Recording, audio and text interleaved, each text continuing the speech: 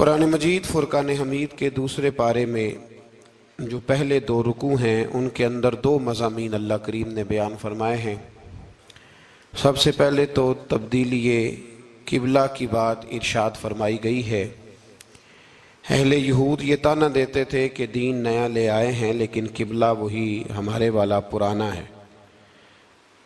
تو نبی کریم علیہ السلام نے مدینہ منورہ میں بھی 16-17 مہینے بیت المقدس کی طرف منہ کر کے نماز ادا فرمائی۔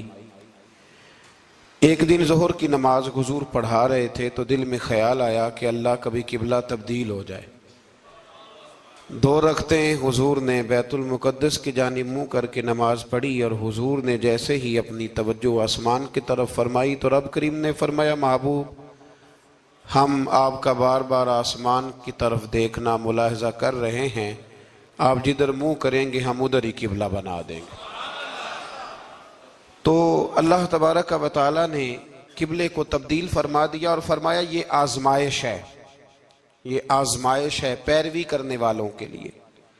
بہت سارے لوگ ایسے ہوں گے جو الٹے پاؤں پھر جائیں گے کہ کل قبلہ اور تھا اور آج قبلہ اور ہے، لیکن بہت سارے ایسے ہیں، بلکہ سارے ہی ایسے ہیں انہوں نے سوال ہی کوئی نہیں کیا۔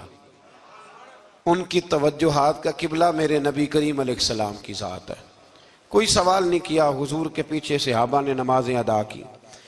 پھر انہی 2 رکوعوں کے اندر اللہ تبارک و تعالیٰ نے اس بات کی بھی وضاحت فرمائی کہ اب مسلمان جہاں کہیں سے بھی آئیں وہ اپنا رخ مسجد الحرام کی طرف کر لیں، بیت اللہ شریف کی طرف کر لیں اور اسی طرف منہ کر کے وہ نماز پڑھیں۔ اور انہی ابتدائی 2 رکوع جو ہیں ان کے اندر اللہ تعالیٰ نے یہ بھی بیان فرمایا کہ مسلمان درمیانی امت ہے، امت وسط ہے، اس کا ہر کام افراط و تفرید سے پاک ہے، یہ ہر کام میں معتدل ہے۔ اور اسی کے اندر اللہ نے یہ بھی بیان فرمایا کہ قیامت میں باقی جو ساری امتیں ہوں گی وہ سرے سے مکر ہی جائیں گی کہ ہمیں تو کسی نے تبلیغ کی نہیں،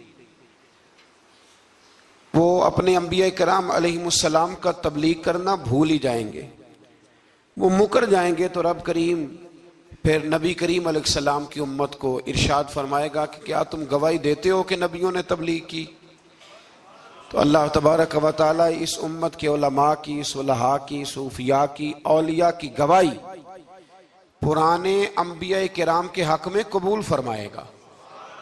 یہ قرآن مجید پڑھ رہا ہوں، اس امت کے اولیاء، صوفیاء، علماء، راسخون فی العلم، یہ لوگ اٹھ کے گواہی دیں گے کہ ہاں اے اللہ، انبیاء کرام نے تبلیغ کی تھی اور تیری دعوت کو انہوں نے لوگوں تک پہنچایا تھا۔ تو اس وقت باقی ساری قومیں یہ بھی اعتراض کریں گی کہ اللہ یہ تو بعد میں آئے تھے، انہیں کیسے پتا چلا کہ ہمارے انبیاء نے تبلیغ کی ہے؟ تو رب فرمائے گا ہاں بھی بتاؤ تمہیں کیسے پتا چلا؟ اور امت بول کے کہے گی ہمیں مدینے والے محبوب نے بتایا ہے، ہمیں نبی کریم نے بتایا ہے، شہداء علی الناس۔ تو امت گواہی دے گی وَيَكُونَ الرَّسُولُ عَلَيْكُمْ شَهِيدًا، اور فرمایا پھر میرے رسول اپنی امت پر گواہی دیں گے، پھر نبی کریم علیہ السلام امت پر گواہی دیں گے، اور اس طرح اس امت کی گواہی اللہ تبارک و تعالی قبول فرما کے باقی سارے انبیاء کرام علیہ السلام کے تشریف لانے کو قبول فرمائے گا، اور اس گواہی کو منظور کر کے اب امتوں پر حد جاری کی جائے گی کہ تمہیں تبلیغ کی گئی تھی، پھر تم نے اس بات کو قبول کیوں نہ کیا۔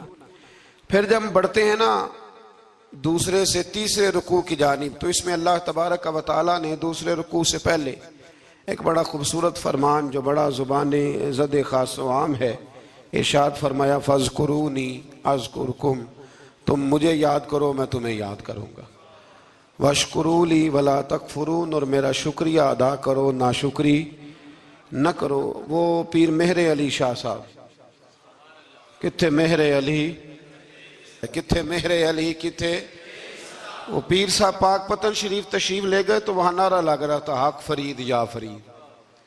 کچھ لوگ ہوتے ہیں نا فٹافٹ اعتراض کرتے ہیں، تو ایک صاحب نے پیر صاحب سے کہا یہ کیا نعرہ لگ رہا ہے؟ تو آپ فرمانے لگے یہ قرآن سچا ہو رہا ہے۔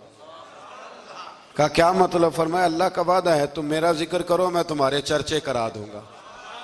تو فرمایا فرید الدین نے ساری زندگی رب رب کیا ہے، اب ان کے جانے کے بعد اللہ فرید فرید کروا رہا ہے۔ تو اس سے آگے جب ہم چلتے ہیں دوسرے سے تیسرے رکوع میں تو بڑی معروف آیات، یا ایھا الذین آمنوا استعینوا بالصبر والصلاۃ ان اللہ مع الصابرین، صبر کا حکم دیا گیا، اور جو صبر کرے اس کو اللہ نے اپنی معیت کی بشارت سنائی۔ پھر جو اس کے رستے میں قتل ہو جائیں انہیں مردہ کہنے سے منع کیا، پھر فرمایا تمہیں مشقت جھیلنی پڑے گی، تمہیں آزمایا جائے گا، تمہیں بھوک سے، پھلوں اور جانوں کی کمی سے، خوف سے آزمایا جائے گا، اور پھر جو صبر کرے گا فرمایا اسے اللہ تعالیٰ بشارت بھی عطا فرمائے گا، اور اس پر رب کریم اپنی رحمتوں کا نزول بھی فرمائے گا، اور فرمایا یہی وہ لوگ ہیں ہم المہتدون، جن کو صبر کرنا آتا ہے، جن میں حوصلہ ہے، جن میں تحمل مزاجی ہے۔ فرمایا یہی وہ لوگ ہیں جو اپنے رب کی طرف سے ہدایت پر ہیں۔ اصل ہدایت اس آدمی کے پاس ہے جس میں پھر کوئی صبر بھی ہے، کوئی حوصلہ بھی ہے، کوئی سکون بھی ہے۔ پھر اس سے آگے جب ہم بڑھتے ہیں تو اللہ تبارک و تعالیٰ نے تھوڑے سے مسائل حج بیان فرمائے۔ پھر اس سے آگے جا کے اللہ تبارک و تعالیٰ نے اپنے رب ہونے کی کچھ نشانیاں، کچھ علامتیں بیان فرمائیں، اور وہ والی علامتیں بیان فرمائیں جو انسانی شعور کے مطابق ہیں، جن کو انسان روز دیکھتا ہے۔ فرمایا زمین آسمان کے پیدا کرنے میں، اور رات اور دن کے اختلاف ہونے میں، کہ جب رات ہوتی ہے تو دن نہیں ہوتا، اور جب دن ہوتا ہے تو پھر رات نہیں ہوتی۔ اور فرمایا یہ جو منو ٹنو وزن لے کے دریا اور کشتی سمندر میں چلتی ہے، فرمایا اس میں، اور جب ہم آسمان سے پانی برسا کر زمین سے پھل اگاتے ہیں تو یہ ساری چیزیں دیکھ کے سمجھ جاؤ یہ خود نہیں بنی، انہیں کوئی بنانے والا ہے، انہیں کوئی بنانے والا ہے۔ ان آیات کے اندر اللہ تبارک و تعالیٰ نے اپنے ہونے کی علامتیں بیان کی، اور پھر اسی مضمون میں آگے جل کے فرمایا کہ جب میرے بندے میری یہ نشانیاں دیکھتے ہیں تو والذین آمنوا اشد حبا للہ، پھر ایمان والے اپنے رب سے شدید محبت کرتے ہیں، پھر وہ اپنے رب سے شدید محبت کرتے ہیں۔ اور پھر اللہ تعالیٰ نے اسی رکوع میں آگے جا کے ارشاد فرمایا کہ بنایا سارا کچھ تمہارے لیے ہے، بنایا سارا کچھ، یہ چوتھے سے پانچواں رکوع آپ دیکھیں گے، فرمایا بنایا سارا کچھ تمہارے لیے ہے، پر تم نے وہ کھانا ہے جس کے کھانے کی تمہیں اجازت دی گئی ہے، حلالا طیبا، پاکیزہ چیز، سارا کچھ تمہارے لیے ہے، پر جس کی اجازت ملے تم نے وہی۔ کچھ چیزوں کی یہاں کھانے کی ممانعت ہے، لیکن جنت میں وہ چیزیں کھانے کی اجازت ہوگی۔ تو فرمایا تم حلال اور طیب چیز کھاؤ، شیطان تو تمہیں بے حیائی کا اور برائی کا حکم دیتا ہے، لیکن تم اس طرف آؤ جس چیز کا تمہارا رب تمہیں حکم ارشاد فرماتا ہے۔ پھر اللہ تبارک و تعالیٰ نے اسی پارے کے اندر، انہی آیات مقدسہ کے اندر چوتھے سے پانچویں رکوع میں چار ان چیزوں کا بیان فرمایا جو قطعی طور پر حرام ہے۔ چار وہ چیزیں جو قطعاً حرام ہیں، ان میں سب سے پہلے ارشاد فرمایا کہ مردار، جو جانور ذبح نہ کیا جائے اور بغیر ذبح کے مر جائے، وہ کھانا حرام ہے۔ پھر ارشاد فرمایا بہتا ہوا خون، یہ بھی حرام ہے۔ اب آپ کہیں گے وہ تو خون لگتا ہے روز لوگوں کو، وہ تو لگتا ہے، بوتلوں کی بوتلیں نوجوان خون دیتے ہیں۔ تو اس میں ہمارے بزرگوں نے مسئلہ یہ بیان فرمایا کہ ضرورت کے لیے دینا جائز ہے، مجبوری ہو تو پھر خون دینا، جس طرح انسان مر رہا ہو تو اس کے لیے مردار کھانا بھی جائز ہے۔ تو کوئی بیمار، اتنا بیمار کہ اب ڈاکٹر کہے کہ سوائے خون کے کوئی اور چارہ نہیں ہے تو وہ دینا جائز ہے، بالکل، جو دے گا اللہ اسے اجر بھی عطا فرمائے گا۔ تو اسی طرح تیسرے نمبر پر سور کا گوشت، یہ بھی قطعاً حرام ہے، کوئی ایسی صورت ہی نہیں کہ جو اس کو جائز کیا جا سکے۔ اور پھر اللہ تبارک و تعالیٰ نے اسی آیت میں اس کا بھی ذکر فرمایا جس پر لوگ عقیدے کے لحاظ سے بڑا دھوکہ دیتے ہیں۔ فرمایا وما اہل بہ لغیر اللہ، اور وہ جس پر وقت ذبح غیر اللہ کا نام لیا جائے، جس پر وقت ذبح، جس پر غیر اللہ کا نام لیا جائے، وہ جانور بھی حلال ہے۔ اس آیہ مبارکہ کو سامنے رکھ کے نا بڑا الجھاؤ پیدا کیا جاتا ہے، جس پر غیر کا نام آ گیا وہ حرام ہو گیا، لہذا کسی نے کہہ دیا کہ یہ بکرا غوث اعظم کے نام کا رکھا ہے تو یہ حرام ہے، اور کسی نے کہا کہ یہ میں نے 11ویں شریف کے لیے دمبا رکھا ہے قربانی، حضور غوث اعظم کے سال ثواب کے لیے دوں گا تو یہ درست نہیں۔ تو بھئی یاد رکھو وقت ذبح، یہاں تمام مفسرین نے یہی لکھا ہے کہ وقت ذبح کسی اور کا نام لیا تو پھر وہ حرام۔ دیکھیں نا، کسی بندے نے اگر کہہ دیا کہ یہ دمبا زید کا ہے، 4-5 دمبے بکرے گھوم رہے تھے، کسی نے کہہ دیا زید کا ہے، یہ بکر کا ہے، یہ عمر کا ہے، یہ سعد کا ہے، اب کیا یہ لفظ کہنے سے وہ حرام ہو جائے گا؟ روز کہتے ہو کہ نہیں کہتے؟ وہ عجیب فلسفہ ہے نا لوگوں کا۔ اگر آپ نے کہہ دیا غوث پاک کے سال ثواب کے لیے ہے تو پھر وہ حرام ہو گیا جی۔ تو اگر یہ کہا جائے کہ میں نے بیٹے کے عقیقے کے لیے رکھا ہے، پھر بھائی اگر ولیمے کے لیے رکھا ہو تو وہ تو کہہ رہا ہے میں نے بیٹے کے لیے رکھا ہوا ہے، حالانکہ بکرا تو اللہ کے نام کا ہے۔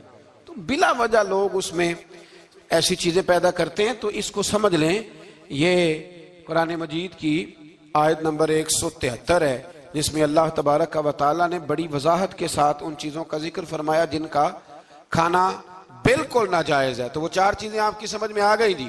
سب سے پہلے مردار، پھر بہتا ہوا خون، پھر سور کا گوشت، اور چوتھے نمبر پہ وہ جانور جس پر وقت ذبح کرتے وقت کہا جاتا ہے نا بسم اللہ ہے۔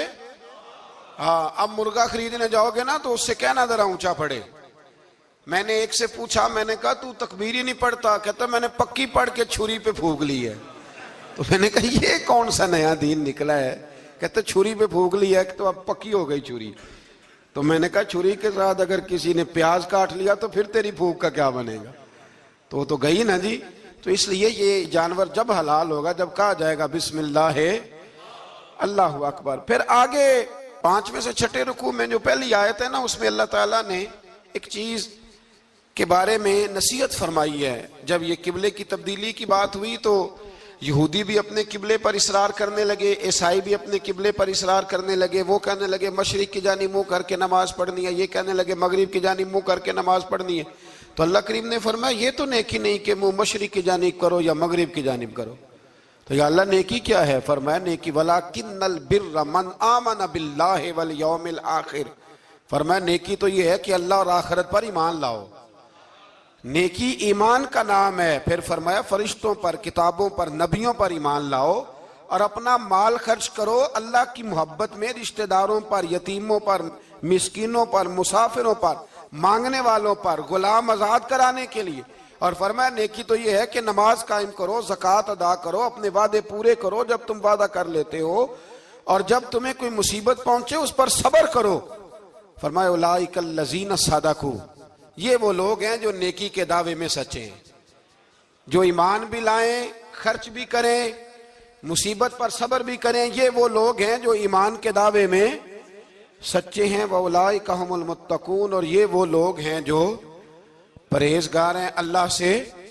آگے یہ آیت جس میں اللہ نے قصاص کا حکم دیا ہے، بدلہ لینے کا۔ یہ حکم اسٹیٹ کے لیے ہے، حکمرانوں کے لیے۔ فرمایا کہ جب کوئی شخص کسی کے ساتھ کوئی ظلم کرے تو پھر اس کا بدلہ لو۔ تو کس طرح بدلہ لینا ہے؟ فرمایا الحر بالحر والعبد بالعبد والانثى بالانثى، آزاد کے بدلے آزاد، غلام کے بدلے غلام، عورت کے بدلے عورت۔ ہاں اگر کوئی وارث معاف کر دے تو بات الگ ہے، ورنہ بدلہ لو۔ اور قرآن مجید نے یہاں ارشاد فرمایا کہ اگر تم بدلہ لوگے تو زندگی ملے گی، تمہیں زندگی ملے گی۔ اگر حکمران مجرموں کو سزا دیں گے تو باقی لوگوں کی زندگی محفوظ رہے گی، بچے گی۔ حکم دیا گیا یہاں کہ بدلہ لیا جائے۔ پھر جب ہم 6 سے 7ویں رکوع کی طرف چلتے ہیں تو اس میں اللہ نے روزے کا حکم دیا، رمضان کی فضیلت بیان کی، اور ارشاد فرمایا گیا کہ جو روزہ نہ رکھ سکے وہ فدیۃ طعام مسکین، جو تو مریض ہو، بیمار ہو، وہ تو اتنے روزے جو ہے وہ اگلے دنوں میں رکھ لے۔ اور آگے جا کے یہ بھی بتایا گیا کہ جو زیادہ ہی بیمار ہو پھر وہ 1 مسکین کا فدیہ دے دے، کھانا دے دے۔ پھر اسی آیہ کریمہ میں رب کریم نے فرمایا اگر تم مجھ سے دعا مانگو گے اسی رکوع میں تو فرمایا میں تمہاری دعاؤں کو بھی ضرور قبول کروں گا۔ پھر اسی میں بتایا گیا کہ رات کے وقت تمہیں کھانے کی بھی اجازت ہے اور عمل زوجیت کی بھی تمہیں اجازت دی جاتی ہے۔ اسی طریقے سے پھر آگے اللہ تبارک و تعالیٰ نے حج کے مہینوں کے بارے میں علامتیں ارشاد فرمائیں اور مسائل حج کچھ آگے جا کے بیان کیے. اور ایک اور غلط رسم لوگ رسمیں بنا لیتے ہیں نا, ایک اور رسم تھی کہ یہودی اور عیسائی جب حج کرتے تھے نا احرام باندھ لیتے تھے, پھر دروازے سے گھر میں داخل نہیں ہوتے تھے, اوپر سے چھلانگ لگا کے کہ اب ہم پاک ہو گئے. تو دروازہ چونکہ گناہگار ہے, اس کے بیچ سے گناہگار آتے جاتے رہے ہیں, لہذا دروازے سے نہیں گزرتے تھے. تو اللہ کریم نے فرمایا یہ کوئی نیکی نہیں, یہ کوئی طریقہ نہیں کہ تم دروازوں سے نہ گزرو. وَلَٰكِنَّ الْبِرَّ مَنِ اتَّقَىٰ, دروازے کے اوپر سے چھلانگ لگانا نیکی نہیں, بلکہ نیکی تو یہ ہے کہ اللہ سے ڈرنا شروع کر دو. حج کے بعد پاک صاف ہو جاؤ, ڈرنا شروع کرو, یہ اصل میں نیکی ہے. تو پھر اللہ تبارک و تعالیٰ نے حج کے مسائل کافی تفصیل کے ساتھ, چونکہ وہ فقہی مسائل ہیں اور پوری اس کی جزیات ہیں, لہذا وہ ایک نشست میں کرنے کی بات نہیں. تو رب کریم نے وہاں مشعر حرام کا بھی ذکر فرمایا اور ان سب چیزوں کی طرف نشاندہی فرمائی جن پر توجہ کرنا امت مسلمہ کے لیے بڑا ہی ضروری ہے. پھر آگے 8ویں رکوع تک یہ باتیں مختلف انداز میں چلتی رہیں. پھر 9ویں سے 10ویں رکوع میں ایک بات رب کریم نے یہ ارشاد فرمائی کہ میں نے کافروں کی نظر میں نا, جب انہوں نے میری نافرمانی کی ہے, میرے کلمہ نہیں پڑھا, میرے محبوب کو نہیں مانا, قرآن مجید کو نہیں مانا, تو فرمایا میں نے دنیا کی زندگی ان کے سامنے مزین کر دی. یہ بڑی سمجھنے والی بات. فرمایا زُيِّنَ لِلَّذِينَ كَفَرُوا, وہ جنہوں نے کفر کیا تھا نا ان کے لیے زینت دے دی کسے؟ حیات الدنیا, دنیا کی زندگی کو اللہ نے نا ان کے لیے حسین کر دی. انہیں بڑے اچھے لگتے ہیں, یہ میری جائیداد ہے, یہ میرا باغ ہے, او میری حویلی ہے, یہ سارے میرے جناب بنگلے. فرمایا یہ چیزیں ہم نے کافروں کی نظر میں پھر پیاری کر دی. سمجھیے گا بات, یہ کافر کا طریقہ ہے کہ وہ دنیا داری کا مال دیکھتا ہے تو اس کی آنکھیں کھل جاتی ہیں, بڑا راضی ہوتا ہے. مومن کا یہ طریقہ, مومن کس بات پہ راضی ہوتا ہے؟ اللہ تبارک و تعالیٰ کی رضا پہ مومن راضی ہوتا ہے. اس چیز کو اللہ کریم نے یہاں بیان فرمایا. پھر اس سے آگے جو حرمت والے مہینے ہیں ان مہینوں کا ذکر کیا گیا. پھر اللہ تبارک و تعالیٰ نے جوے اور شراب کو حرام قرار دیا.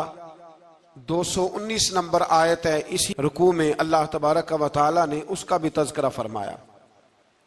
یہ تفصیل کے ساتھ تذکرے جاری رہے. پھر اسی طرح عورتوں کے جو حیض و نفاس کے مسائل ہیں ان کو بھی اللہ تبارک و تعالیٰ نے اسی پارے کے اندر بیان فرمایا. کچھ طلاق کے مسائل بھی اللہ کریم نے اسی پارے 9ویں رکوع سے آگے جا کے ان ساری چیزوں کو اللہ کریم نے بیان فرمایا. اور پھر یہ بھی ارشاد فرمایا حیض و نفاس مسائل اور طلاق, ان ساری چیزوں کو بیان کرنے کے بعد فرمایا کہ ان کے مسائل گویا سیکھ لو, اس پر عمل کرو. اور فرمایا تلک حدود اللہ, یہ اللہ کی حدیں ہیں.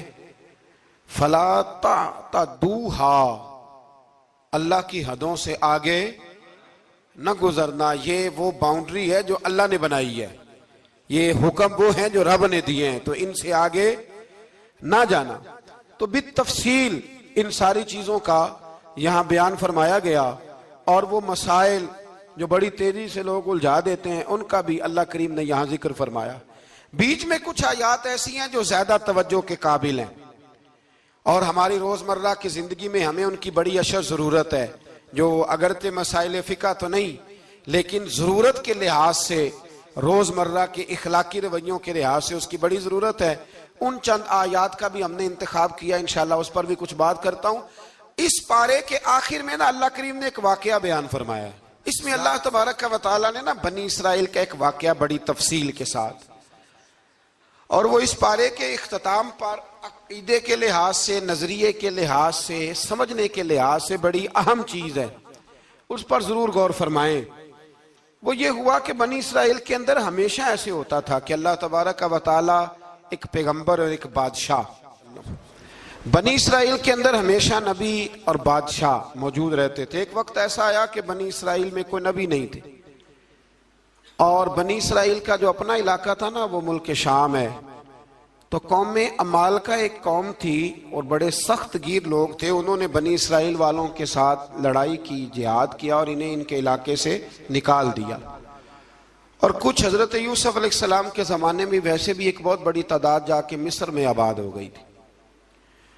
اب یہ ہوا کہ ان کے پاس کوئی بادشاہ نہیں ہے، یہ بار بار دعا کرتے ہیں، التجا کرتے ہیں، تو اللہ تعالیٰ نے ایک پیغمبر انہیں عطا کیے جن کے مختلف نام کتابوں میں ہیں۔ صدر الافاضل رحمۃ اللہ علیہ نے تفسیر خزائن العرفان کے اندر ان کا نام حضرت شمویل علیہ السلام لکھا ہے۔ حضرت شمویل علیہ السلام کو اللہ تعالیٰ نے نبوت عطا فرمائی، اور جب حضرت شمویل علیہ السلام اللہ کے نبی ہوئے، بنی اسرائیل والوں کو یقین آیا کہ اللہ نے الحمدللہ ہمیں ایک نبی کے جھنڈے تلے جمع کر دیا ہے، تو پھر انہوں نے کہا کہ آپ ہمارے سامنے ایک بادشاہ بھی مقرر کریں تاکہ ہم اس کی سرپرستی میں جہاد کریں۔ جب انہوں نے یہ بات کی تو اللہ تبارک و تعالیٰ نے حضرت شمویل علیہ السلام کے ذمے لگایا۔ تو ایک اس زمانے میں اللہ کے نیک بندے تھے جناب طالوت علیہ السلام ان کا نام تھا، تو حضرت شمویل علیہ السلام نے انہیں کہا کہ اللہ کریم نے نا تمہارا بادشاہ طالوت کو بنایا ہے، ان کا نام بھی قرآن مجید نے ذکر فرمایا ہے۔ تو بنی اسرائیل کے لوگ کہنے لگے یہ تو غریب آدمی ہے، وہ بکریاں چرایا کرتے تھے لیکن علم میں بڑے پختہ تھے، وجود میں بڑے طاقتور تھے، تو کہا کہ یہ تو غریب آدمی ہے، تو ہم تو زیادہ حق رکھتے تھے کہ ہمیں بادشاہ بنایا جائے۔ تو حضرت طالوت علیہ السلام کے بادشاہ بننے کے بعد حضرت شمویل علیہ السلام نے جو بات کی، اللہ کریم نے اسے قرآن مجید میں بیان فرمایا۔ رب فرماتا ہے بسطۃ فی العلم والجسم، اسے اس لیے تمہارا بادشاہ بنایا گیا ہے کہ اسے ہم نے کشادگی دی ہے، علم میں بھی اور جسم میں بھی۔ بڑے ماشاءاللہ موٹے تازے تھے، وجود بڑا طاقتور تھا۔ کچھ موٹے تازے ہوتے ہیں پر طاقتور نہیں ہوتے، موٹے تازے بھی تھے اور طاقتور بھی تھے۔ فرمایا کہ وجود میں بھی طاقت ہے اور علم میں بھی اللہ نے انہیں وسعت عطا فرمائی۔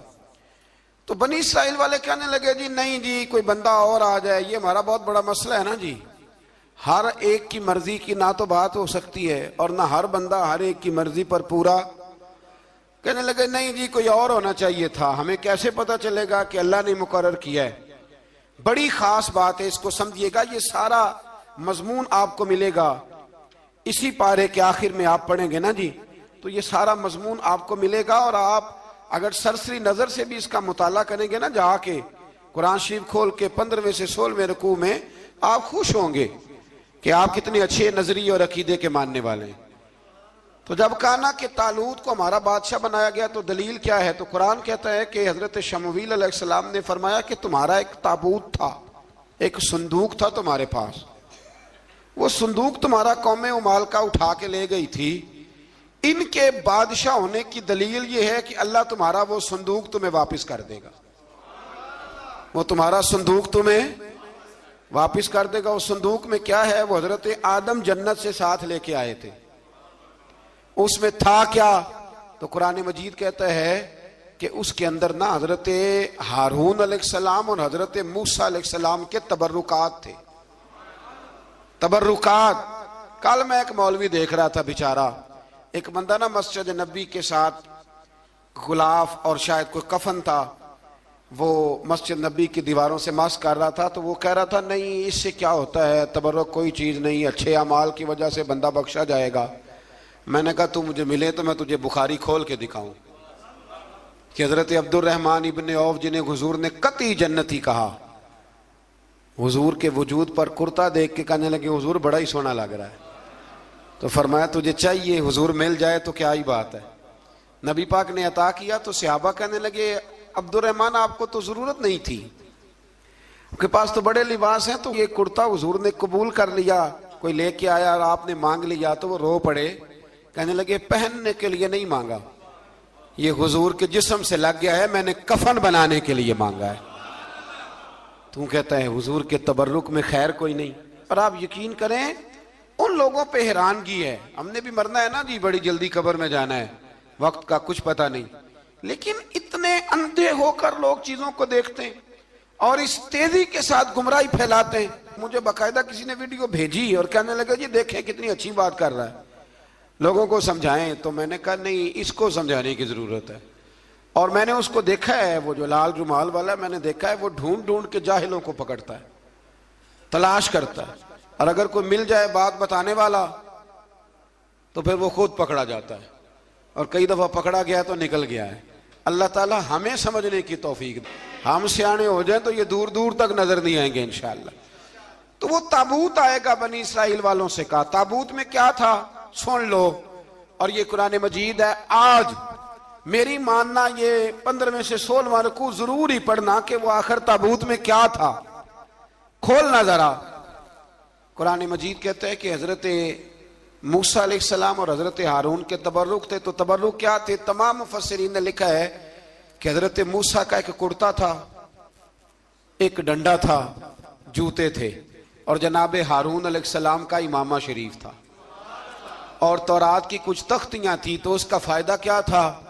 اس تابوت کا فائدہ یہ تھا کہ بنی اسرائیل والے جب اپنے دشمنوں سے لڑتے تھے، تابوت سامنے رکھ کے دعا مانگتے تھے، اللہ انہیں کامیابی عطا کر دیتا تھا۔ تو قوم عمالقہ کو بھی پتہ چل گیا کہ صندوق میں کچھ ہے جس کی وجہ سے یہ کامیاب ہو جاتے، وہ صندوق اٹھا کے لے گئے۔ اب ان کی کم بختی یہ، کم نصیبی یہ کہ انہوں نے جا کے اسے روڑی پہ پھینک دیا۔ جب روڑی پہ پھینکا تو ان کے اندر بیماریاں آ گئیں، وبائیں پھوٹ پڑی، مرنے لگے، وجود پھولنے لگا۔ پھر ان کے دلوں میں بات آئی کہ یہ ہم نے اس صندوق کی بے ادبی کی ہے۔ صندوق میں کیا ہے؟ تبرکات۔ ہمیں کہتے ہیں جی نالین کا نقشہ کیوں لگایا ہے؟ تمہارے تو بزرگوں کا عقیدہ ہے سر پہ رکھنے کو مل جائے اگر نقش نالے پاک حضور تو پھر کہیں گے کہ ہاں تاجدار ہم بھی ہیں۔ تو کہا کہ اس کے اندر یہ تبرکات تھے، انہیں بھی سمجھ میں آئی، تو انہوں نے نا بیل گاڑی منگائی اور وہ صندوق اٹھا کے اس کے اوپر رکھ دیا۔ اب کیا ہوا؟ قرآن کہتا ہے کہ فرشتوں نے نا اس صندوق کو وہاں سے اٹھایا۔ مفسرین نے لکھا اس کا معنی یہ بھی ہو سکتا ہے کہ اس بیل گاڑی کو ڈائریکشن پہ لگایا۔ ادھر سے حضرت شمویل علیہ السلام نے جناب طالوت کو بادشاہ بنا دیا، اور ادھر سے وہ صندوق چل پڑا۔ کہا بھئی ہم ان کو کیسے بادشاہ مانے؟ تو فرمایا بادشاہ اس طرح مانو گے کہ تمہارا وہ صندوق آ جائے گا، اور قرآن کہتے ہیں اس صندوق میں تمہارے دلوں کا سکون ہے، اس میں تمہارے دلوں کا۔ اور بھائی ہماری تو کوشش ہوتی ہے بزرگوں سے کوئی چیز مل جائے، اللہ والوں کا کوئی تبرک ہمارے ہاتھ آ جائے۔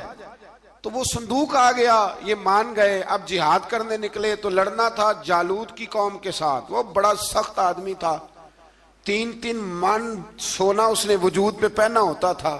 اس کی قوم سے لڑنا ہے، ٹوپی بڑی تگڑی پہنی ہوتی تھی لوہے کی۔ اب کون لڑے؟ ایک نوجوان تھے جن کا نام تھا داؤد علیہ السلام، وہ بھی بکریاں چرایا کرتے تھے۔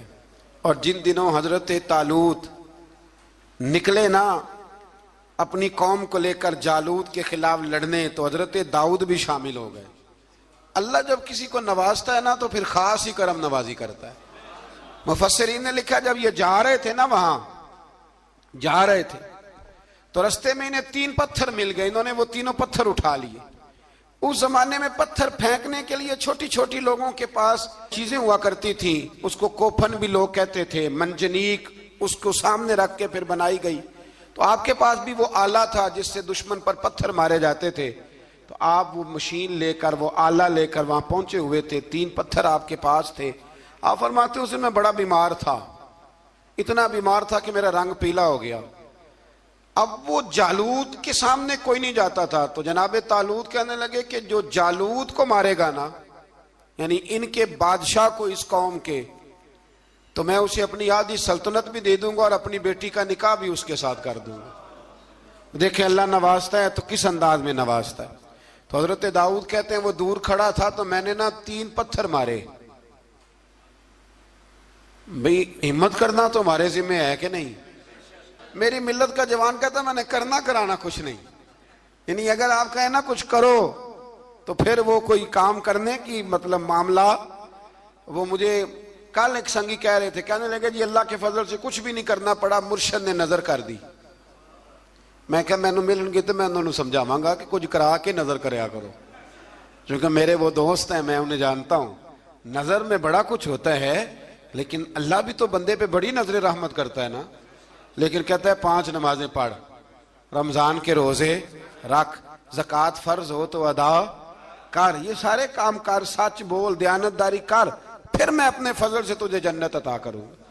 تو یہ جو رویہ ہم نے بنایا یہ درست نہیں. تو فرماتے ہیں 3 پتھر میں نے مارے، اللہ نے اتنا فضل کیا کہ وہ بھی مر گیا، اور اسے چھو کے میرے پتھر آگے بڑھے تو اس کی فوج کے 30 آدمی بھی مر گئے. 3 پتھروں سے 31 بندے اللہ نے مار دیے. فرماتے اس لیے کہ ہاتھ میرے تھے اور طاقتیں میرے رب کریم کی تھی. تو حضرت داؤد علیہ السلام کے حصے میں جناب طالوت کی صاحبزادی بھی آئیں، آدھی سلطنت بھی آئی. کافی سال حضرت طالوت حیات رہے، پھر ان کا وصال ہو گیا تو ساری سلطنت حضرت داؤد کو ملی، اور پھر اللہ تبارک و تعالیٰ نے انہیں نبوت بھی عطا فرمائی. یہ دنیا میں واحد پیغمبر ہیں جو بیک وقت نبی بھی تھے اور بادشاہ بھی تھے. اور پھر اللہ نے فضل فرمایا، انہوں نے بڑی بڑی فتوحات کی. اور پھر حضرت داؤد کے صاحبزادے کا نام حضرت سلیمان علیہ السلام، پھر ان کے صاحبزادے کا نام حضرت. تو یہ ہوا کیسے؟ یہ سارا کچھ اللہ تبارک و تعالیٰ کے فضل سے ہوا، اس کے کرم سے ہوا. اب اس واقعہ سے ہمیں کیا پتہ چلتا ہے؟ ہمیں یہ پتہ چلتا ہے کہ رب جب فضل فرمائے نہ کسی پہ بھی، تو ہمیں اس بندے کو دیکھ کے راضی ہونا چاہیے، کوئی شکوہ نہیں کرنا چاہیے. اور دوسری بات یہ سمجھ لینا چاہیے کہ حکومتیں، مال، دولت یہ صرف سیاستوں سے نہیں ملتی، یہ خدا کے فضل سے ملتی. اور یہ بھی سمجھ لینا چاہیے کہ جو بزرگوں کے تبرکات ہوتے ہیں ان کی کیا ہی بات ہوتی ہے. چند باتیں ایسی تھیں کہ میرا دل کرتا تھا ان کو دہرایا جائے، اور خاص کر کے ان باتوں پر توجہ کی جائے. یہاں نا اللہ تبارک و تعالیٰ نے ان باتوں میں سے ایک بات کا ذکر فرمایا ہے. یہاں 207 نمبر جو آیت ہے نا اسی پارے کی، اس میں اللہ کریم نے فرمایا کچھ لوگ ایسے ہیں جو اپنی جانیں ہی اللہ کے حوالے کر دیتے ہیں. زندگی کا مقصد دین ہوتا ہے، لٹا دیتے ہیں. یہ نازل کب ہوئی؟ یہ آیہ مبارکہ حضرت صہیب رومی کے بارے میں نازل ہوئی. حضرت صہیب رومی رضی اللہ تعالیٰ عنہ بڑے مالدار تھے. مکے سے جب چلے نا تو سارا مال مکے میں چھوڑ دیا، اس لیے کہ اللہ کے رسول مدینے چلے گئے. فرماتے ہیں پھر میں نے مال و دولت کی پرواہ نہیں کی، پھر میں نے یہ سوچا کہ میں نے اپنے حبیب کے پاس جانا ہے. سارا مال ایک جگہ پہ دبایا، اور فرماتے ہیں میں مدینہ طیبہ کے لیے جب نکلا تو کفار نے، قریش مکہ نے روکا، ہم نہیں جانے دیں گے. تو حضرت صہیب رومی فرمانے لگے بھئی سنو، میں کمزور نہیں، میں طاقتور آدمی ہوں، اور تم میں سے کوئی ایسا مائی کا لال نہیں جو تیر چلانے میں مجھ سے زیادہ سیانا ہو، تلوار چلانے میں مجھ سے زیادہ عقل مند ہو. جانا مدینے میں نے ہے. اب یہ ہے کہ تم بتاؤ میرے ساتھ تیروں تلواروں سے لڑو گے یا میں تمہیں ایک سودا بتاؤں وہ سودا کرو گے؟ قریش کہنے لگے سودا کیا ہے؟ کہنے لگے میرا بڑا مال ہے، میں مکے میں دفن کر کے آیا ہوں، تم مجھے مدینے جانے دو، میں تمہیں سارے مال کا پتہ بتا دیتا ہوں. ہزاروں لاکھوں میں تھا مال تجارت. دیکھیں جب صحابہ مدینے جاتے تھے تو کتنی قیمت دے کے جایا کرتے تھے. تم مجھے جانے دو، میں تمہیں وہاں کا پتہ بتاتا ہوں. انہوں نے کہا جی بات ٹھیک ہے، آپ پتہ بتا دیں.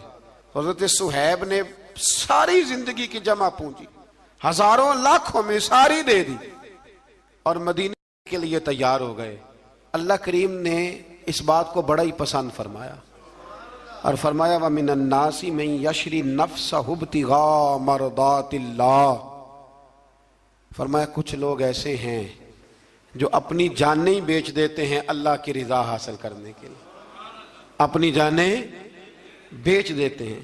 نَفْسَهُ ابْتِغَاءَ مَرْضَاتِ اللَّهِ، اللہ کی رضا حاصل کرنے کے لیے اپنی جانوں کو بیچ دیتے ہیں. تو فرمایا پھر اللہ کیا کرتا ہے؟ فرمایا واللہ رؤوف بالعباد، پھر اللہ بھی اپنے بندوں پر بڑا ہی رحم فرمانے والا ہے. جب یہ سارا مال دے کے مدینے پہنچے نا تو ان کے استقبال کے لیے جناب عمر پہلے سے موجود تھے. حضرت عمر ریسیو کر کے نبی کریم کی بارگاہ میں لے گئے تو فرماتے ہیں حضور نے مجھے دیکھتے ہی فرمایا صہیب زندگی میں تم نے بڑی تجارتیں کی ہوں گی، پر یہ جو تم نے سودا کیا ہے نا یہ بڑا ہی نفع والا کیا ہے. یہ جو سودا فرمایا یہ تو نے بڑا. تو دین کے لیے جب آپ کوئی کام کرتے ہیں تو یہ سودا بڑا نفع والا. ایک مضمون اور یہاں ہے،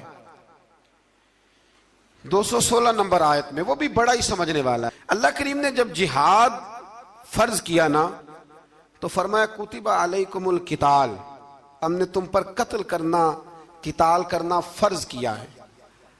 فرمایا ہو سکتا ہے تمہیں یہ کراہت محسوس ہو، مشکل لگے، برا لگے۔ ایک بات جو آج کی نصیحت ہے اور مضامین قرآن جو ہم سیکھ رہے ہیں اس کے اندر سے ہمیں یہ خاص چیز ہے جس کو سمجھنا چاہیے۔ اللہ کریم نے فرمایا کہ تم پر جہاد فرض کیا گیا ہے، وَهُوَ كُرْهٌ لَكُمْ، ہو سکتا ہے تمہیں ناپسند ہو، تو ایک نہ ساری زندگی کے لیے ایک نصیحت کر دی۔ فرمایا وَعَسَىٰ أَن تَكْرَهُوا شَيْئًا، ہو سکتا ہے تم کسی چیز کو ناپسند کرو، وَهُوَ خَيْرٌ لَكُمْ، اور وہ تمہارے لیے اچھی ہو۔ اللہ اکبر، یہ وہ بات ہے اگر سمجھ میں آ گئی تو کلیجہ ٹھنڈا ہو گیا، زندگی سکون میں آ گئی۔ فرمایا ہو سکتا ہے تم کسی چیز کو ناپسند کرو اور وہ تمہارے لیے بہتر ہو۔ وَعَسَىٰ أَن تُحِبُّوا شَيْئًا، ہو سکتا ہے تم کسی چیز سے محبت کرو، وَهُوَ شَرٌّ لَكُمْ، اور وہ تمہارے لیے بری ہو، اچھی۔ بس میرے رب نے ایک بات مسلمان کو بتا دی جو جینے کے لیے بڑی کافی ہے۔ فرمایا تم میرے اور میرے رسول کے حکم پر چلو۔ کیوں؟ اس لیے کہ واللہ یعلم وانتم لا تعلمون، اللہ جانتا ہے تم نہیں جانتے۔ اللہ کے طریقوں کے مطابق، رسول اللہ کے بتائے ہوئے طریقوں کے مطابق چلو، اللہ جانتا ہے ہم جانتے نہیں۔ تو قرآن مجید کی اس نصیحت پر ضرور غور کریں۔ ایک شخص نے ایک دفعہ اپنی بیوی کی بڑی شکایتیں کی نبی کریم کی بارگاہ میں، تو رسول کریم علیہ السلام نے فرمایا ہو سکتا ہے اللہ تمہیں اس میں سے ایسی اولاد عطا کر دے جو تیرے لیے باعث خیر ہو۔ جو چیزیں ہم ناپسند کرتے ہیں بعض اوقات اسی میں سے اللہ تعالیٰ ہمارے لیے خیر کر دیتا ہے۔ اللہ ہمیں سمجھنے کی توفیق عطا فرمائے۔ آخر دعوانا مصطفیٰ مصطفیٰ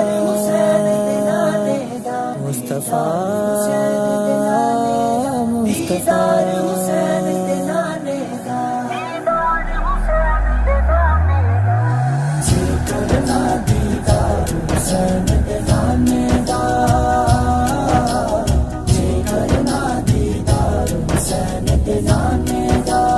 ہو جائے عاشق یار حسین دے نانے دا،